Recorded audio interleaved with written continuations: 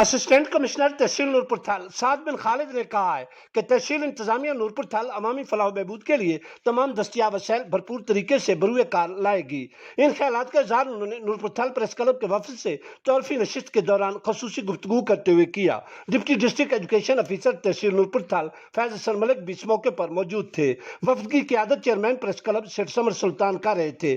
وفد سرپرست اعلیٰ نورپور تھل پریس کلب ملک محمد ایاز جویا، فاؤنڈر ممبر ایم نور الدین، راجہ نور الیاتف اور سینئر صحافی ملک غلام جیلانی بٹل پر مشتمل تھا۔ اسسٹنٹ کمشنر نے کہا کہ نورپور تھل شہر میں صحت و صفائی کے نظام کو مزید مؤثر بنانا، شہریوں کو پینے کے صاف پانی کی بروقت فراہمی، عوامی مسائل کو مقامی سطح پر جلد حل کرنا اور اجتماعی عوامی فلاح و بہبود ہماری ترجیحات ہیں۔ انشاءاللہ اس حوالے سے ہرگز کوئی کسر اٹھا نہیں رکھی جائے گی۔ اس موقع پر نورپور تھل پریس کلب کے وفد نے نئے تعینات ہونے والے اسسٹنٹ کمشنر سعد بن خالد کو تحصیل نورپور تھل کے باشیوں کے دیرینہ اجتماعی عوامی مسائل کے بارے میں بھی آگاہ کیا۔ اسسٹنٹ کمشنر نے بتدریج ضروری اقدامات اٹھانے کے عزم کا اظہار کیا۔ سعد بن خالد نے صحافیوں پر زور دیا کہ علاقہ تھل کی تعمیر و ترقی کے لیے تحصیل انتظامیہ کے ساتھ بھرپور تعاون کریں۔